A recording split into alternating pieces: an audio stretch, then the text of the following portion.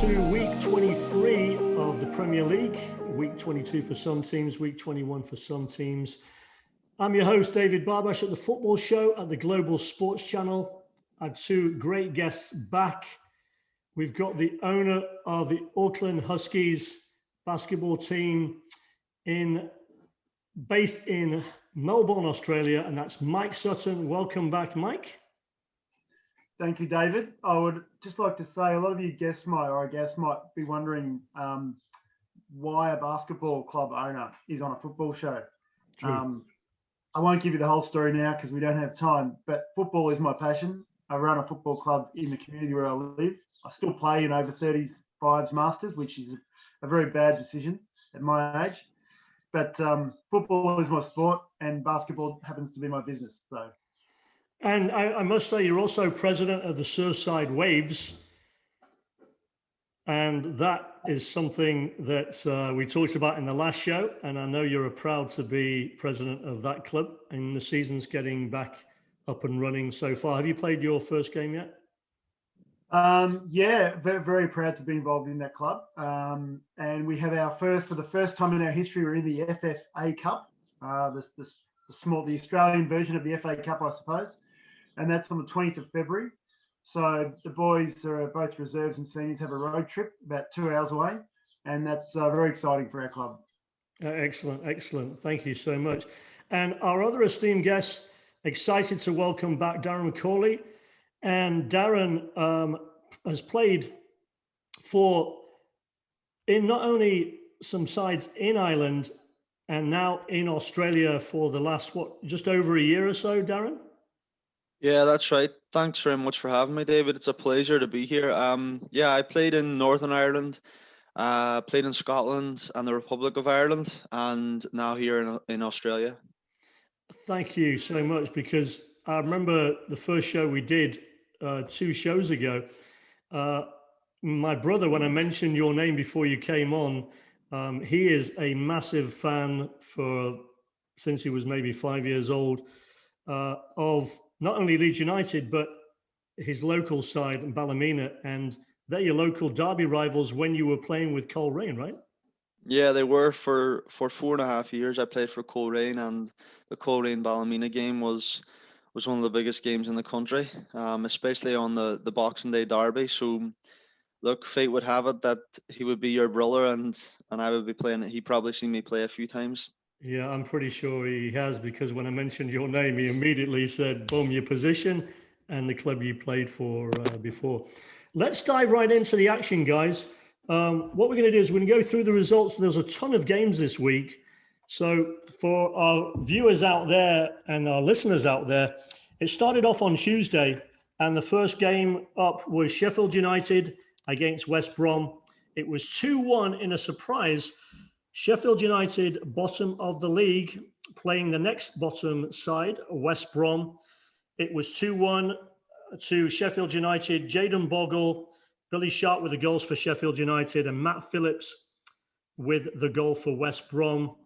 I think it's now, 3 wins now that are being pieced together for Sheffield United. So some potential relief for them. The next game was Wolves, I hate to say it, Mike, in a 2-1 win over Arsenal. We're going to be going back to this in our featured matches. And it did feature goals by Ruben Neves, João Martino for Wolves, and it was a Nicolas Pepe goal that originally had it tied up at 1-1 at half-time. But we're going to go into that game in a little bit, because there were 2 sendings off for Arsenal. Leno, the keeper, sent off for Arsenal. David Luiz sent off also. And yet I thought Arsenal were quite unlucky in that game. Hold your comments on that. We're going to go back to that game as one of the featured matches. Another featured match was the absolute slaughtering in the next game of Southampton by Manchester United. 9-0. I think that might have tied the biggest score for Manchester United on recent record. And then the final game of the day on Tuesday was Newcastle United. Up and down team. losing 2-1 at home to Crystal Palace. Now, before we get into the games for Wednesday, let's have a brief overview of the two featured games of the first four games of the week. Wolves and Arsenal. I want to go to you, Mike, being an Arsenal fan. Even though obviously losing Leno, very tough thing, hard to recover from that. He was sent off in the second half, but losing David Luiz right before half time, a struggle to even be in the game. But I looked at the game, watched the game. I thought Arsenal were very unlucky not to take a point from that game. What's your thoughts on that narrow loss of Arsenal to Wolves? And then I'll kick it over to Darren after your comments. Yeah, thanks, David. Well, I mean, firstly, quite obviously, we had the Manchester United VAR crew doing our game, because that was the most ridiculous game I've seen in a long time. You know, 2 red cards in a game destroys the game. There's a lot of controversy around David Luiz's red card. Did he touch him? Did he not touch him? Were they just colliding and falling over together? Was it straight red? I mean, it kills the game. You know, we should have scored, so that's our fault. But once you 2 men down in the EPL, that's an impossible task, as no doubt Darren will talk about in his game that he's going to talk about Manchester United. But you know, I mean, Leno just had a brain fade. You know, he controls the ball with his chest or something other than, you know, deliberately, instinctively, let's call it, punching the ball out with his hand outside the box. 2 very bizarre incidents that really take away from, you know, what could have been a good game. I don't think it didn't look like we were going to win the game. With Pepe there, we've always got that flair and creativity, and we probably could have. But I mean, credit to Wolves, it was really, for me, like a redemption for Wolves, a redemption game where things went their way after that horrific injury the last time they were at Arsenal, and that was at their home ground, but the last time we played. And you know, you never know with them, that might have just broken the shackles of the way they were plummeting till now. So yeah, and I think that's a good point. Yeah, definitely a good point. Go back to you, Mike. Sorry. No, all good. I was just thinking, you know, like, it's interesting. That's why we love football. You know, I mean, as an Arsenal fan, it's a painful game to watch and talk about because of those cards, and you know, they even appealed the red card on Luiz, and it was upheld. I mean, I think that's a little bit of FA backing the Referees Association in and not wanting to be too controversial there, but there's no chance that's a straight red card in my mind. And that's not just being a one-eyed Arsenal supporter. Yeah, I think you're right on that. I think that was very harsh. I didn't think it was a red card offence, and a bit of a brain fart by Leno, but it happens. I think. Listen, after the first sending off of Luiz half-time, of course, if you look at possession and shots on goal, of course, it's going to go in Wolves' favour. I mean, Arsenal only 3 shots on target, 4 shots overall. It was tied at half-time, but then losing Leno in the 72nd minute, too tough to overcome. I'm going to kick it over to Darren. What's your thoughts on that game? Do you think that the red cards were justified? I think right now, Mike and I are in agreement. I don't think that, at least the first one, yes, maybe a little bit unlucky, but you got to go by the rule book. But I thought David Luiz was a bit harsh on him. I'll have to see it again. I have a brief recollection of Luis's. At the time, I thought it was a red card, but I will have to see it again. But Arsenal definitely aren't in a good place. When you look at their team in comparison with previous Arsenal teams of the past, even further back to the likes of Keown and Campbell, and then coming up through the years, Vieira, players like that, it just seems to me as if their lack of physicality compared to the previous teams over the years is evident.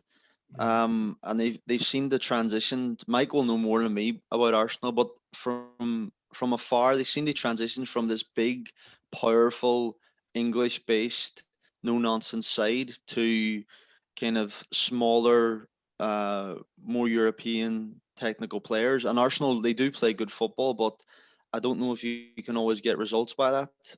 With regards to the game, again, Wolves, I'm a big fan of Wolves. I love the way they play football. It's so exciting. It's so attacking, and I think they deserved it.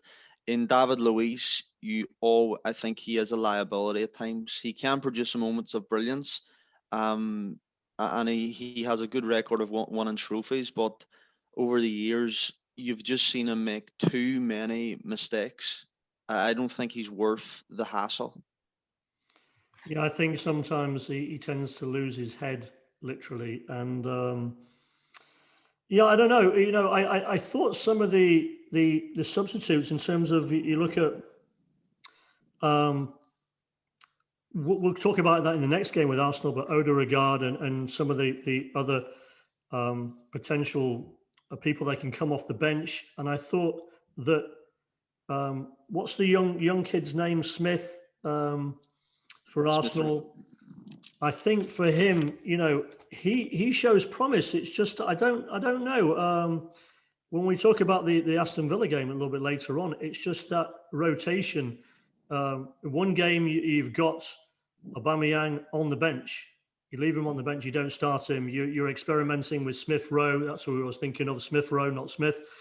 And it's that rotation, trying to find the consistency. But for me, you're right. The physicality is not there, especially in defense. And you go back to what we talked about before with the Tony Adams, the Lee Dixons of the world, the Keowns of the world. There's just not that physicality anymore. The last word, I'm going to kick it over to Mike before we go on to the next game. Mike, what's your last thing you want to say about Arsenal, maybe, and the lack of physicality that Darren brings up?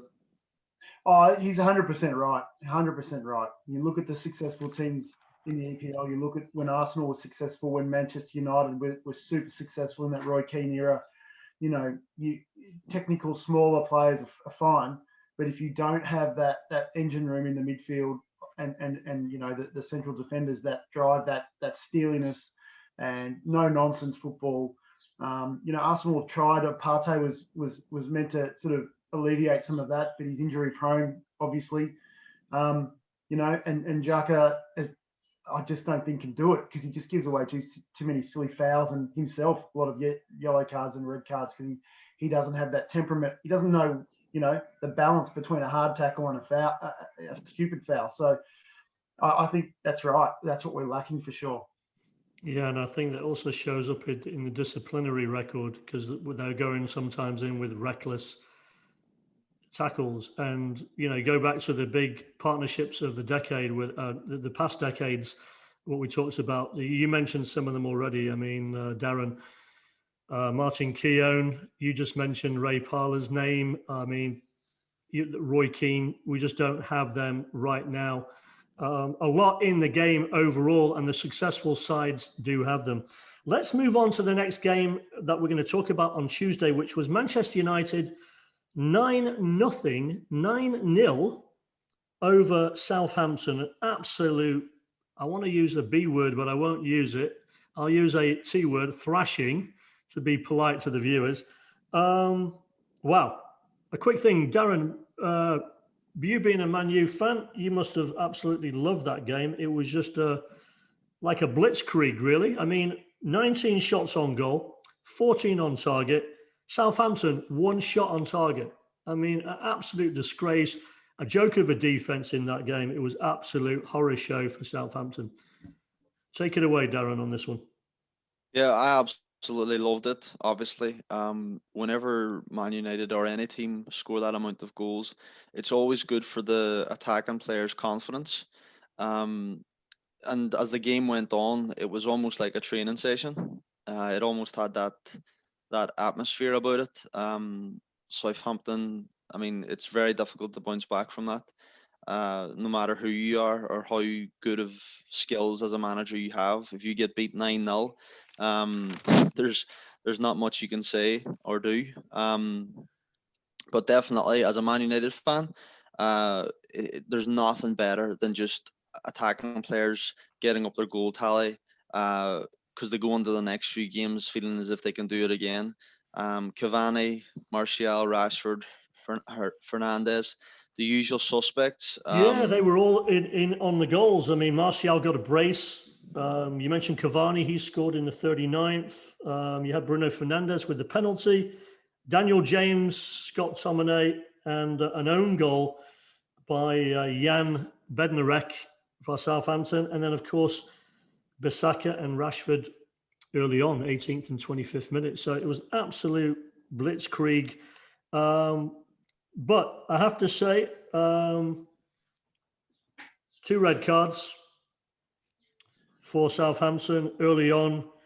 They had a red card in the first half, and I think Bednarek got the second in the 86th minute. So just like the Arsenal game, listen, you lose 2 players to red cards. Yes, it was only 1 in the first half, but you're already 4-0 down at half time. What's your take on this game, Mike? Just another thing about Manchester United, when they're on, like when they killed Leeds 6-2, they're on. And when they, have an off week, they're, they're not so good. So is the Manchester United just when they're on, it's just a blitzkrieg, and when they're off, they're playing boring football, sit back and... Yeah, I don't know about that. I do think that, they were clearly, enjoyed themselves, and so they should. That's what it's about. It's cutthroat, and if the other team's down, you put your foot down and you take advantage, and they did that super well. Clinical, clearly they can play like that. Must be frustrating when they don't. A red card in the second minute, though, again, okay, might be justified. It kills the game off. It's already put the other team on the back foot in a massive disadvantage. Yeah, second minute came in and the red card came out, and Yeah. I was like, wow, this game's going to change really quickly, yeah. I mean, for me, I don't know about Darren playing at a higher level, but referees should be like politicians. They should be in the background, doing very little, just keeping the peace, and only stepping in when they really need to. And I think that and they may well have been thrashed, but I think that a red card in the second minute these days is rare. It's normally a yellow card with a very strong warning, as long as the other player isn't, really badly injured, and he ended up not being injured, which is great. But I just think that killed the game off for Southampton. They're on the back foot straight away, and Manchester United, to their credit, saw blood and went for it. Yeah, and it keeps them, in that top 2, and they're looking really good. However, when we look at some of the games coming up, there are going to be some really crucial games for Manchester United, and we'll see how everything plays out. Let's move on to Wednesday's games. It was Burnley against Manchester City. Manchester City won 2-0 thanks to Gabriel Jesus. Raheem Sterling scoring in the first half. 7 shots on target for 7 shots on goal, 6 on target for Manchester City. 0-0, complete 0 for shots on target by Burnley. Wasn't a surprise there. Fulham trying to move up lately, hard-working side, 57% possession at home to Leicester City. Leicester City still come away with a 2-0 victory. Kelechi Iheanacho scored in the 17th minute. Justin, what an unusual name, Justin, almost like you have a problem with repetition there. He scored in the 44th minute, and that wasn't a surprise given that I think Fulham just lacking goal scorers lately. Third game of Wednesday was Leeds United, my team, at home to Everton. I was disappointed with this game. We ended up losing 2-1. However, if anybody watched this game, I'm just amazed that Leeds did not come away with a point, because 63% possession, 13 shots on goal. A little bit loose in the first half. Gylfi Sigurdsson put them up in the 9th minute. Dominic Calvert-Lewin in the 41st minute. We were down 2-0 at half-time. And in the second half, I have to give credit to my team, even though they lost. They pulled it back in the 48th minute with Rafinha, who's a great signing from France in the off-season. And we were so unlucky. We hit the bar. We had so many chances. And yet it's one of those things with Leeds. that hard-working, high press, attacking, loose on the one-to-one man, man-on-man marking, and that's what cost us. Fell asleep in the first half, but the second half, there's no way we didn't deserve a point, if not 3 points. But we'll get back to that game. Aston Villa in the next game were winners. Sorry, Aston Villa were playing, West Ham, and they lost 3-1 at home to West Ham. Ollie Watkins got a consolation to tie it up in the 81st.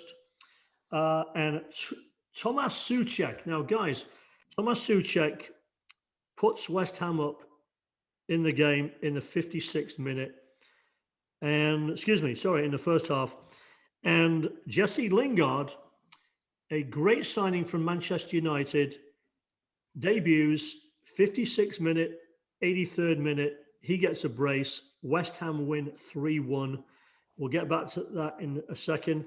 And the biggest shock of Wednesday was Liverpool losing at home to Brighton Hove Albion, a 1-0.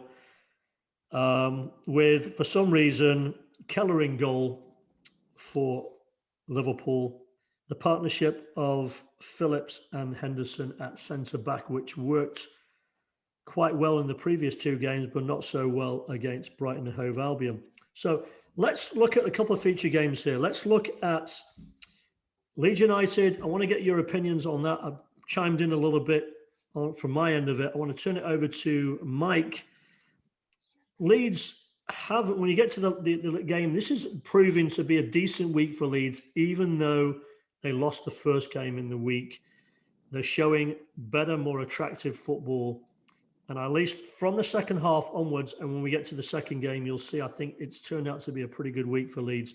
Comment on Leeds. Where do you think their strengths are so far for the season?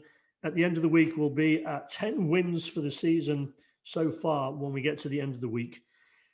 What do you think of Leeds, and where do you think they can tighten up, and where do Everton lie in your mind for the season so far? Yeah, look, if I'm a Leeds fan, I'm happy, honestly. It's a long-term plan. You can't look at too much at the losses. They're winning games. They're scoring freely. They're playing a great style of football that everyone's loving. If I'm a Leeds fan, I can tell you I'm happy because you can see that they've not come up.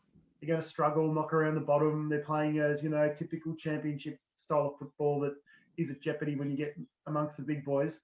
They've got the flair, they've got the edge with Bielsa at the helm. Like you said, totally agree. They were very unlucky not to win that game. The percentage of shots on goal and attacking play must be the highest in the league. I haven't seen the stats. It is. No, it's not even close. Not even close. Yep, not even close. Yeah, which I think is their strength. As they want to progress over, let's call it a 5 to 10 year plan. No doubt that the owners and Bielsa and the management team have something like that in mind. It is that tightening up. It is maybe one or two more mature defenders as they progress a little bit more that can marshal the back. But I mean, why wouldn't you want to watch Leeds right now? I love it. Yeah, thanks very much. I'm going to turn that over to Darren because, Darren, you spoke about that last time a bit. You said that you liked watching sides like Wolves, like Leeds United, like Aston Villa. Give me your thoughts on, if you saw the game, your input on that game and the Leeds for this season so far. Yeah, I thought they were very unlucky not to come away with something from that game. I think they hit the woodwork 2 or 3 times. Yep. So their attack and play is fantastic. As I said, last week, as a football fan and not putting my Man United glasses on, if I can look at it from a neutral point of view, I would honestly say that Leeds are quite exciting to watch. I look forward to clicking on a Leeds match, when I'm looking through the highlights. And I didn't think I would ever say that, but credit to Bielsa and the work that he's done there, because it is. The way they attack is quite unique, and they have Stuart Dallas as well, who's a Northern Irish player, and I always keep an eye on him, and he's improved as a player. I'm very impressed by, I think his first name is Jack Harrison. Jack Harrison, great winger. I like him. Really, good. Is he a loan signing from Manchester City, and I think we might be able to get him on permanent for what would be a bargain, I think, for about £11 million, which, Yeah, if that's the case, would be an absolute steal. absolutely. That's a bargain. I would pay that for him, no questions asked. And Rafinha, like what a signing he's been. Where they could tighten up, I still think it's their defensive structure. They do concede too many goals.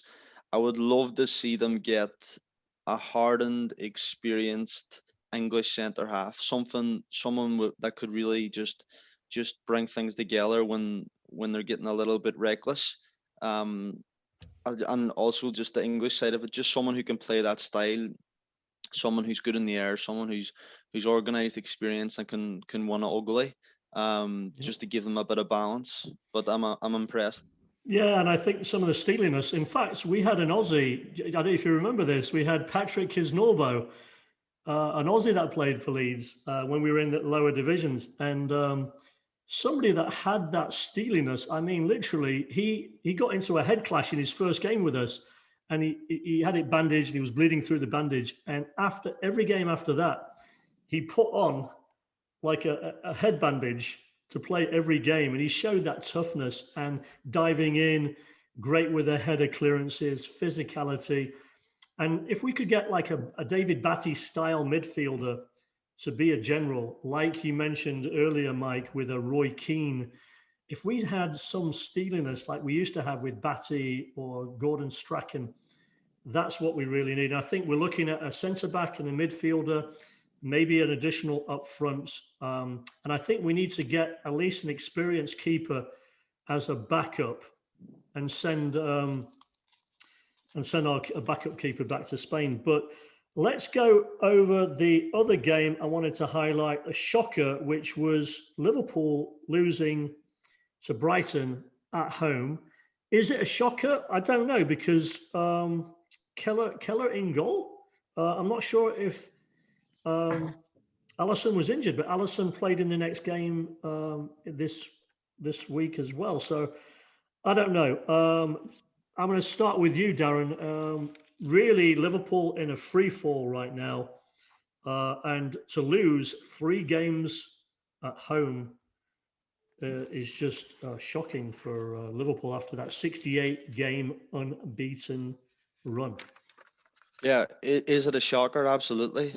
It tends to happen with these records when you get one loss. Liverpool getting beat at home by, I think it was Burnley, for the first time in a couple of years or something like that, and then they followed it up by the loss of Brighton. And then the next game they lost as well. So Yeah, well, we'll get to that. Would Brighton, it be the Manchester City match? Yep. yeah, Brighton deserved it. That's the thing. It wasn't like a fluke game. I thought Brighton No, it were wasn't. were very impressive. Liverpool still a little bit of defensive frailties, and it shows the value of Virgil van Dijk. We talked about this last time, but he's just irreplaceable. His technical ability and his sheer presence. It really shows how important he is. And you take him out, and they're not the same side. That's the reality. I think you put they have Phillips there at the back. They're now putting Jordan Henderson back there. So it's just amazing. Despite their attacking prowess, without Van Dijk, they're not the same. Yeah, and you know what? You're having this. And this is quite interesting, but you mentioned about pulling Jordan Henderson back from midfield into the centre back position to fill in and if you're going to give Phillips a chance, give him a chance. But in the next game, we'll talk about later on in the show, they again switch around and they pull Phillips back on the bench, and now you're tinkering with another combination which didn't work in the next game. So I think they're just I don't know. At this point, they seem to be a bit, I think, desperate, and they're rotating quite a bit to try and find the right chemistry, and it's just not working right now. I'm going to kick it over to Mike, and thank you to Darren for those great points. And we talked about that last time a little bit about the missing Van Dijk. What's your take, Mike, on Liverpool and their seemingly headed in the wrong direction right now? Yeah, I think Darren hides his excitement at Liverpool's demise extremely well as a Manchester United man. So well done on the professionalism there, Darren. But As an Arsenal man, I'm in the same boat as you. But anyway, look, I think Jordan Henderson in defence worked. It was a strategy, but what it's done, it's thrown the whole team off kilter for me, and they've lost. They've got their great forward line. They've got their great midfield. Obviously, some losses there with injuries. Defence was their major issue. My son was pointing out to me this morning. Not only have they lost their main line centre backs, they've lost their reserve centre backs as well through injury. So seriously struggling. But putting Jordan Henderson there fixed maybe 1 or 2 weeks, but it really has thrown the balance of Liverpool's game and the way they flow completely off. So they've got to get him back in midfield and just, run the gauntlet, with defence in my mind. Yeah, great points. Before we move on, I wanted to add as well, I agree with both of your points about the centre-back loss, not just in Van Dijk, but also the backups. And I thought last year, you also having the ability to have Joe Gomez and Matip and Fabinho playing, the stronger in midfield, stronger at the centre-backs, and then missing really, as he's aged, I thought Henderson did a better job last year. And I think also James Milner was used periodically. And I thought he was invaluable. And I think age obviously is creeping into the factor. And then he was injured earlier in the year and season. Let's move on to the next games of the week. Thursday, there was one game, and that was Spurs at home to Chelsea. Spurs losing 1-0 to Chelsea. Looks like Chelsea under Thomas Tuchel, Thomas Tuchel, the new manager, has not lost yet, and Chelsea are looking good under the manager. Jorginho scored with a penalty in the 24th minute. That was the game on Thursday. Spurs were without Harry Kane, and it showed when they welcomed back Kane in the next game that they're going to fare better, just like when Liverpool gets Van Dijk back. Saturday's games were Arsenal away to Aston Villa. Mike, it wasn't a great week for you, man. It was not a great week for you. Aston Villa winning 1-0 at Arsenal. This match, I did watch the entire match on. And to be honest with you, I thought Arsenal deserved something out of that match. Yeah, the stats don't show it, but I thought they were quite unlucky. Arsenal, 66% possession for Arsenal. Ollie Watkins scored early. That really put them behind the 8 ball because Ollie Watkins scored in the 2nd minute. It ended up 1-0. It's weird. Aubameyang didn't start. They started Lacazette, Smith Rowe. They had Pepe up front. It wasn't working really with Lacazette, so they made the switch in the 59th minute. A quick thing, real quickly. Right strategy, putting Aubameyang on the bench, or do you think it hurt them not having him start the game? Yeah, wrong strategy. He's our captain, club captain, a proven gun striker and great team player, works back as well. Wrong strategy. Arsenal's got the wrong strategy, full stop. Aston Villa, credit to them. They came out, they attacked, they looked ready for it, they wanted it. Played a great style of football, but I mean, we should have really won that game. Not just got a point. The amount of creativity, Pepe brings and the chances. You had so much creativity in the 66% possession, and you'd feed it out to the wing, and I'm thinking, wow, he's going to cut in. I think it was Saka on the wing, and he kept cutting in, and I'm thinking, okay, he's going to cut in, and then Smith Rowe would play like something back, and then I'm thinking, okay, play it into the middle, come on, score, and I'm thinking.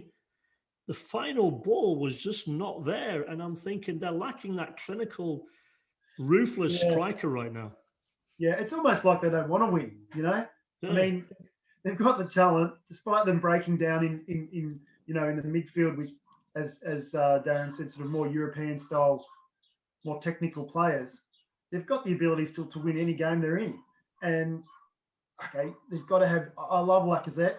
But they've got to have their captain and their lead striker on in every game, as long as he's not injured or he had a bit of a personal problem recently. But, I mean, for me, Pepe and him playing together, you can still fit Lacazette in there somewhere with the kids. and just keep consistent. Have a consistent team, and start putting those chances away. Once you do that, the confidence will come back. Yeah, and I like some of the younger players like Smith Rowe. I actually like him. I think he's going to be an up and coming star. And then Richard in the last game, the last weekend's football show, my friend Richard Stevens that was on mentioned about Martin Odegaard, and I thought when he came on, I thought he looked quite bright. And I think if they're a little bit more clinical, I think they'll be okay in the long run. But that leaves them in 11th place, and obviously an Arsenal side in 11th place is just not good enough right now. But it's a long season, and let's see what happens. Quick thing, you like Aston Villa, Darren, and I wanted you to just chip in about Aston Villa, and do you think that they will continue to run on, or just an inconsistent side, in your opinion? I think they will be up and down, but I have been impressed by Aston Villa since they've come into the league. I don't think they'll get relegated, and that's what they wanted, coming up from the Championship. So bottom line, it's a successful season if they don't get relegated, and super successful season if they get anywhere near the top half. Ollie Watkins, I love the kid. Again, Yeah. We talked about him a couple of weeks ago. He has huge potential, and if he can keep banging them in, then there's an England call up waiting on him. I know he has a few competitors, the likes of Bamford, Calvert-Lewin, but he's definitely in with a chance of being a top striker. Yeah, he's got it all. He's got the heading ability, left and right foot, ambidextrous, and a keen eye for goal. Let's move on to, thank you for the comments, guys. Let's move on to the other games for Saturday. We had Burnley at home in a bit of a bore, but it was a 1-1 draw against Brighton, but both sides heading in the right direction, I think, Burnley and Brighton. 14 shots on goal for Burnley, 8 shots on goal for Brighton, but it ended up a Lewis Dunk goal for Brighton and Gudmundsson equalising in the 53rd minute. One of the games of the week, actually, I watched was Newcastle beating Southampton. Southampton, as we said before, an absolute horror of a week, giving up 12 goals in 2 games in the week. It's just not a good week. It was a pretty tight affair. So Miguel Almiron, I brought him up the last few weeks. He's actually scored another brace for them, and he ended up scoring the winner for them in the 4th minute of added time. It was 3-1 at half-time, and then James Ward-Prowse, who I think is probably the best free kick taker in the Premier League from Southampton, one of their few bright spots for the season. He made it close, but Newcastle ended up winning that. Fulham 0-0 draw against West Ham, which, just a quick thing, surprise on that one. West Ham's been doing fantastic. A 0-0 against Fulham, I thought, was a bit of a disappointment, no? You guys, yeah, it's a bit disappointing, but I think Fulham just, they're not a bad side. They're out of their depth a fair bit. The next game, the final game on Saturday was Manchester United in a very exciting game against Everton. It ended up 3-3. I thought it was a terrific game of football. Cavani scoring in the 24th minute. Bruno Fernandes in the 45th minute. It was 2-0 at half-time to Man U. And Tomine actually scored to make it 3-2 in the 70th minute after Doucouré and James Rodriguez had tied it up for Everton, only for Calvert-Lewin in the 95th minute with almost the last kick of the game. I love that match. Did either of you see the match? And a quick take, just a quick thing on the game overall. I thought it was an exciting advertisement for football. Yeah, I seen the game. Fantastic advertisement for football, and Calvert-Lewin again popping up for Everton. Fernandes with an absolute screamer made it look so simple. But those games at that stage of the game, 3-2 up, a Man United team needs to see it out, and those are the little small differences that win leagues. Because a Ferguson team, that wouldn't have happened to. Yeah. They usually scored late, and they wouldn't concede late as well. So I think that's the tiny difference that will win or lose Man United the league. Yeah, and I think when you look at Manchester City, there's a sort of a big difference now. They've really tightened up at the back, and they're not giving away the goals they were leaking earlier in the year. Just a quick one-sentence impression. Did you see the game, Mike? And then we'll move on to the other games. Yep. Yeah, I watched the whole game. Brilliant game. 2 unbelievable goals by Fernandes. I mean, what a goal, honestly. Oh yeah. Goals like that. And James Rodriguez also with another amazing goal. And great game. Like Jaron said, in the Ferguson era, those players wouldn't have walked off the pitch and gone back into the dressing room. So true, so true. Great advertisement for football. We went on to Sunday's games, and it was Tottenham, not surprisingly, welcoming back Harry Kane, and he restores some of the normality to Spurs temporarily, in my opinion, because Spurs have been on an absolute dreadful run lately. But Harry Kane comes back. His brother in football, I call him his brother, his football brother, Son, both getting it on the sheet. They win 2-0. Not a surprise against West Brom. Wolves, 0-0 against Leicester. Vardy, the only, I guess, good thing for Leicester in that game is Vardy finally came back. He was on the bench. He came on in the 61st minute, but it was a 0-0 game there. You did have Liverpool, Manchester City.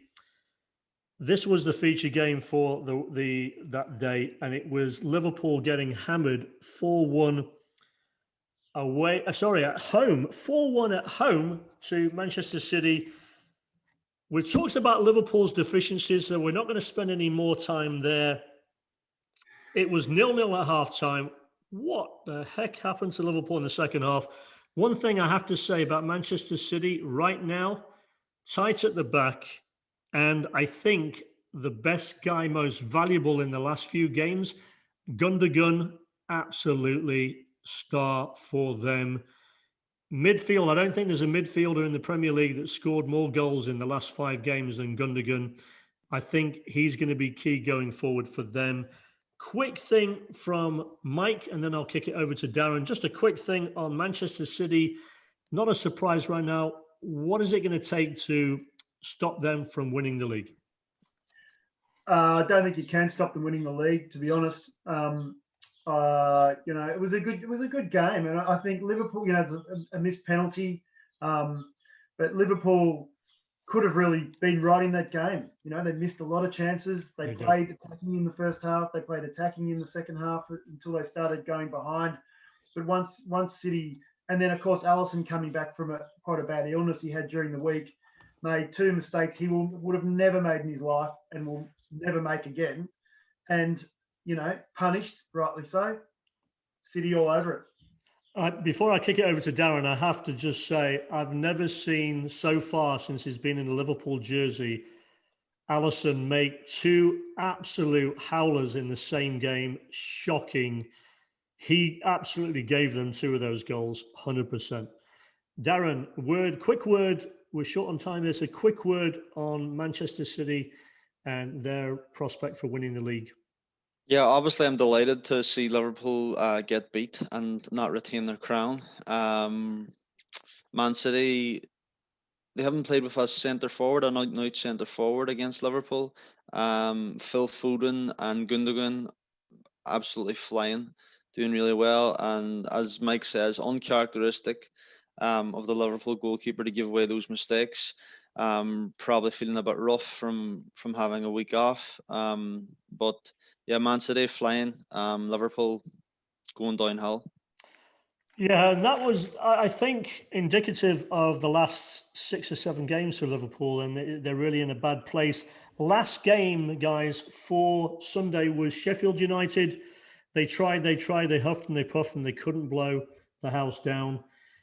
Chelsea, another win under the new manager, Tuchel, is really proving to be magical of a change after we were shocked on Frank Lampard, collectively at least. At least two of us out of the three were shocked, I think. Chelsea wins 2-1 away at Sheffield United, thanks to a Jorginho penalty in the 58th minute. Mason Mount scoring in the 43rd, and an own goal by Rudiger.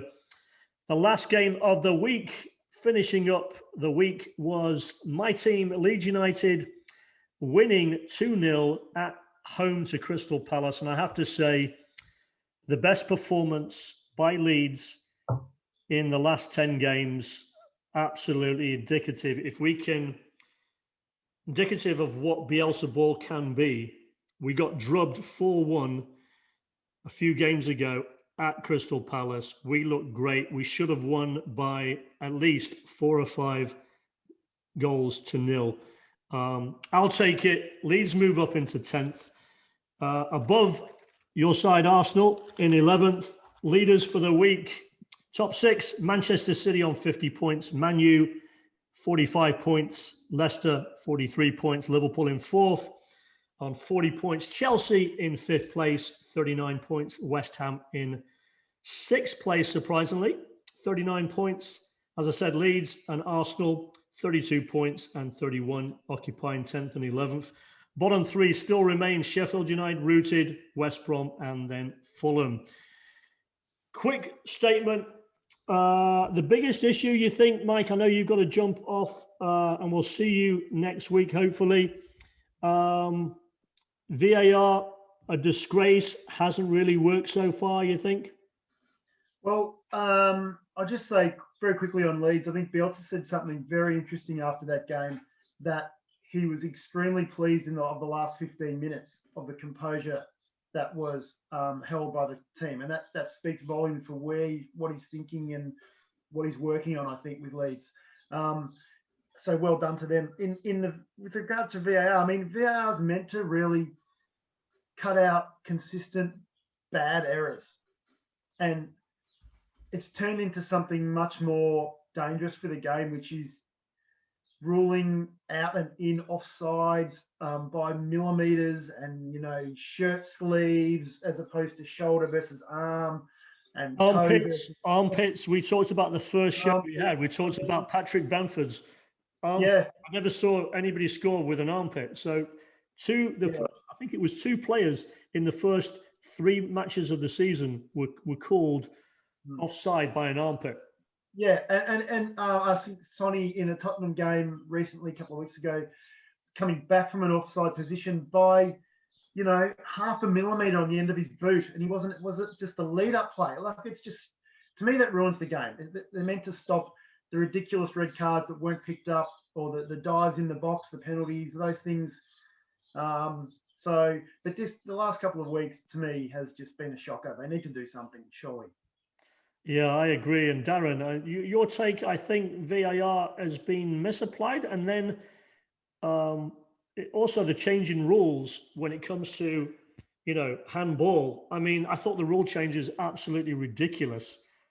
And I think it's caused some just horrible decisions on VAR, but they have to stick to the new law or the new rules.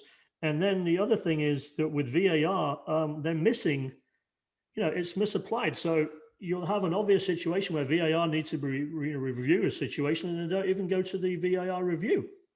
And they missed that in the last 2 weeks. There's been 2 or 3 games where if they'd gone to VAR, it would have changed the nature of the game.